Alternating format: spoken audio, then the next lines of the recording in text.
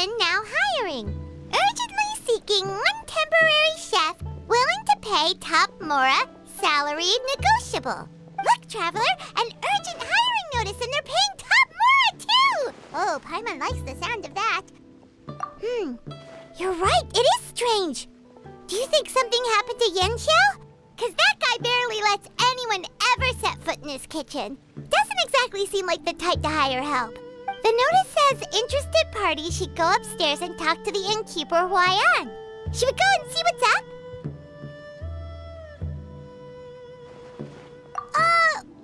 Well, that. And to check up on Yanxiao, of course.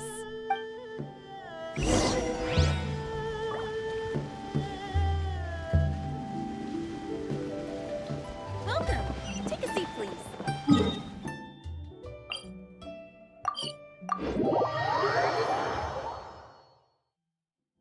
Could it be true? What I've heard? Boss, there's really no need for this. It's just a little burn, that's all. It won't get in the way of my work.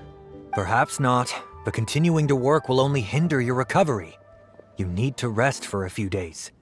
We'll figure something out. Huayan! Yanxiao! Oh? Traveler and Paimon! What brings you to this neck of the woods? And we decided to come check up on Yanxiao. I knew we shouldn't have posted that notice. How kind of you. My thanks to you both. And thanks on Yanshao's behalf, too. There's nothing to be embarrassed about, Yanxiao. Just tell them what happened. Oh, all right. Well, basically, we had a lot of guests pouring in for the lantern rite.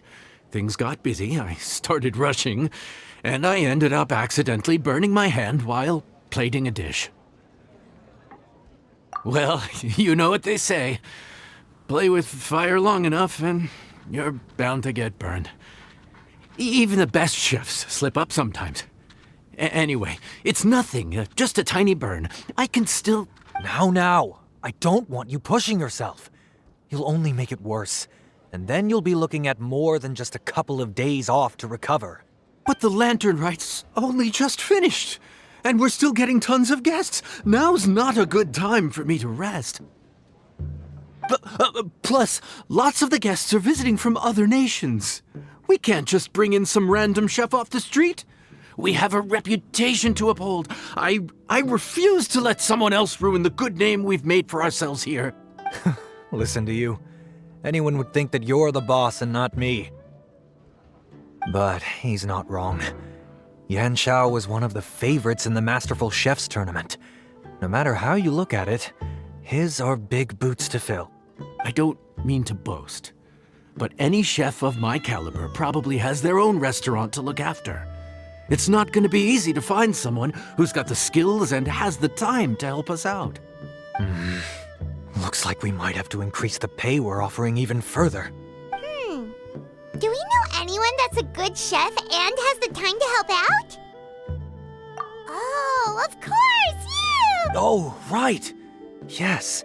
Now I think about it, I do recall hearing good things about your cooking ability.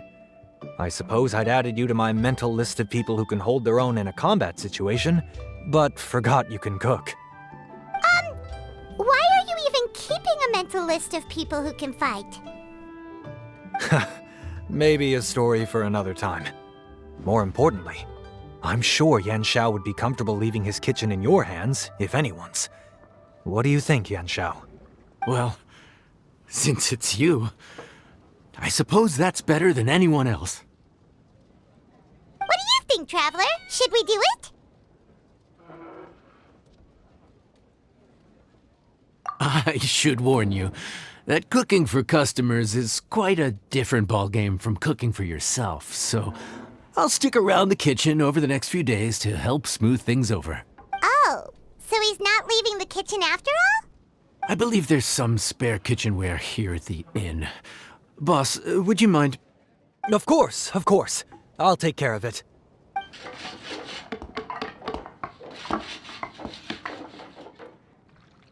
Whew. All done. Come, take a look. This was made with your measurements in mind. It's nothing.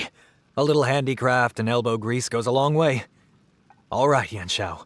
I'll leave you to take it from here. You really went to all the trouble of building a new stovetop? What was wrong with the original? Boy, you really hate when people touch your stuff, huh? No, it's nothing like that. As boss always says, hire who you trust and trust who you hire. I just thought the original setup might be a little, tall for you. Anyway, as I was saying, cooking for guests is different from cooking for yourself. Not only do you have to execute on taste, aroma, and appearance, but you also need to ensure speed, precision, and consistency. Having the right equipment is a big part of that. Ill-suited equipment doesn't just make the job more tiring, it also slows you down. And paying customers don't have unlimited patience. Sometimes cooking is all about being well prepared. That's how you ensure speed. Okay, and what about precision and consistency? Precision all comes down to using your eyes. Where to slice into a particular cut of meat, how much oil to use, how to tell when a dish is done cooking.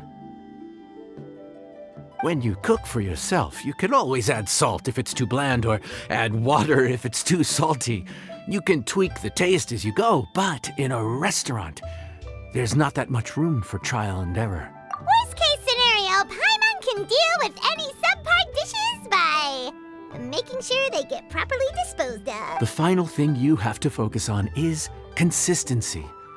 You have to be able to handle the most challenging orders with the same level of technique and skill as the easiest ones. This is particularly important when you have guests from all over, each with their own tastes and preferences. You have to cater to their own dietary needs while also giving them the opportunity to enjoy our local delicacies. This last point is making Paimon's head spin. Don't worry. Matter of fact, someone as well-traveled as you may even have a better handle on it than me once you get started. And of course, I'll be around to help you over the next few days. I don't think we'll have any trouble making all our guests feel right at home.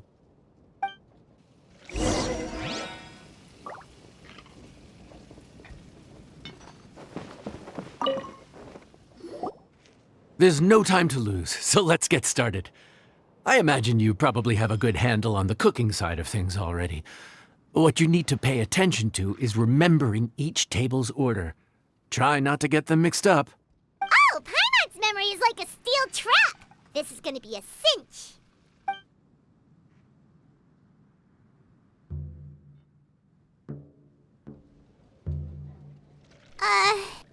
Which ticket are we on again? Table 1 was onions, but no chilies. Table 2 was chilies, but no onions. And table 3 was, chilies, but hold the chilies? Ah! Was Paimon just sleep floating?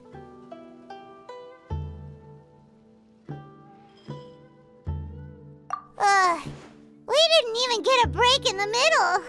Paimon's brain is turned to mush. Is it always this busy here? No, but this is peak season. You both did a mighty fine job for your first time serving guests at the inn. Luckily, all our customers were familiar faces this time around, so we didn't get any strange requests. Otherwise, today would have been even more challenging. No strange request? Someone asked for almond tofu drizzled in soy sauce. Even Paimon has never tried that combination. It's a wide world out there. People have all kinds of different tastes. Being able to cater to all is the real essence of Liyue cuisine. Also, the thing about requests is that they're usually very specific. So as long as you do what they asked, you're unlikely to have any issues. What's really tricky is when guests give you free rein to do anything you want. Excuse me. Are you still open by any chance? Huh? Paimon knows that voice. Let's go check it out. What should we do? It doesn't look like anyone's here. If only we'd gotten here a bit sooner. It's all right. If we start building a campfire now, we'll be eating before too long. Right. Besides, if anyone's to blame, it's Linny. So busy being a greedy culture vulture that he lost track of time. Linny, Lynette, Fremine, it is you! Paimon? So, is the Traveler here? Traveler, Paimon! What a nice surprise! Paimon was gonna say the same thing! We're just lending a helping hand at the inn. Anyway, so that's how we ended up here. But what about you guys? Don't tell us. Father sent you on another mission? No, quite the opposite, actually. We're in Liyue on vacation, and while we're here, I thought a cultural tour might be in order. Father said we deserved some rest after everything that happened recently. Otherwise, it could jeopardize our next mission. It's not every day we get this kind of opportunity. Linny thought it might be fun to spend some time in Liyue, especially since it's Lantern Rite season. We could hardly pass up the opportunity to watch a Liyue-style magic show. Although, I think they call it conjuring here. In our time here, we've seen conjuring tricks incorporated into a Liyue opera show, and even a wushu dance. It was amazing. So, we decided to stay here for a few more days to see what other forms of inspiration this land might have in store for us. We visited Granny Roshin in Chingsa village not long ago, and today we continued our cultural tour in the area around here. In the end, though, we lost track of time. We haven't even eaten anything yet. And speaking of eating, as you know, seafood is a big part of both Liyue and Fontaine cuisine, but it's cooked We simply had to try some local seafood after coming all this way. That's another reason why we decided to extend our trip. Oh, need any recommendations? What have you tried so far? That fish one with the misleading name. Sounds bland, but it's drowning in hot chilies. Oh, you mean blackback perch soup? You're right, the name doesn't give much away. It looked and smelled so appetizing that Lynette took a huge mouthful, blissfully unaware that she was about to set her mouth on fire. She could barely speak for the rest of the day after that. Luckily, that wasn't a huge adjustment for her. What?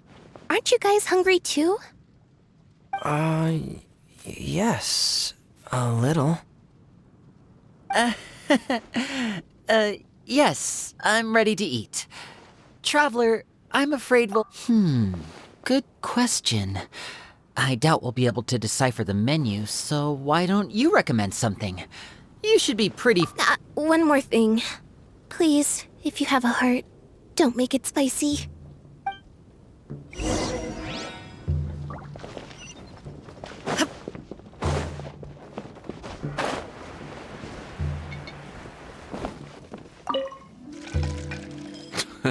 Fontaine, huh? No wonder they can't handle too much spice. Still, if we make the food too bland, they might as well be eating back home. There's this crab and shrimp stir-fry I know that could work. It's quite heavily seasoned, but it's a lot milder than it looks. It has a light but really satisfying flavor. Ooh, that sounds perfect! What's it called?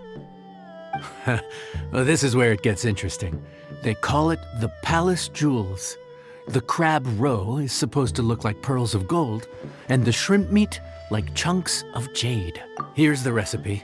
When you're ready, go ahead and give it a try.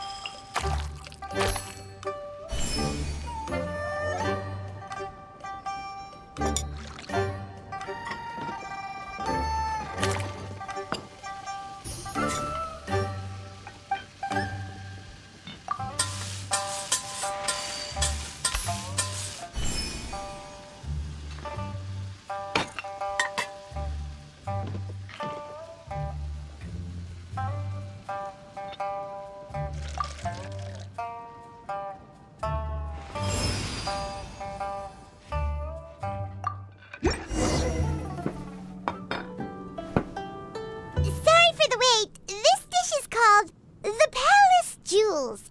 Enjoy.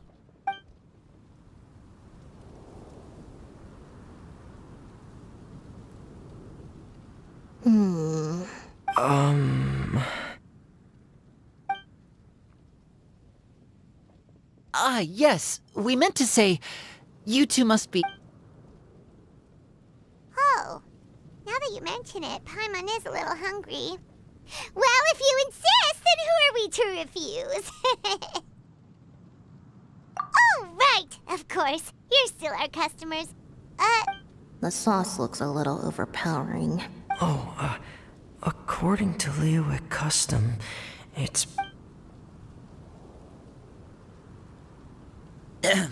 Looks delicious, traveler. What is it? Do you need some water? No. It's delicious. The flavor is so pure. It's drenched in sauce, but somehow it just enhances the natural flavor of the seafood. Try it for yourselves. all right.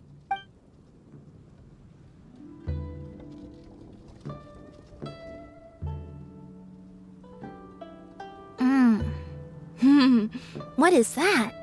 Crab roe? Yep, you have quite the palate, Lynette. No wonder it pairs so well with the shrimp meat. I've never seen it prepared this way before. According to the creator, chewy crab complements succulent shrimp, making a spectacular seafood ensemble with a succulent flavor and luscious mouthfeel. The crab roe glitters like pearls of gold, and the shrimp shines like chunks of jade. Hence its name, the Palace Jewels. So that's where the name comes from. Huh. I suppose it's quite fitting then. Was Paimon always this well-spoken? This dish must be right up your alley, Lynette. Huh? It's half gone already? When did that happen? I heard that in Liyue, the biggest compliment you can pay to the chef is to leave a clean plate. It's delicious. Thank you ever so much. Wait, don't fight over it! Hey, leave some for Paimon!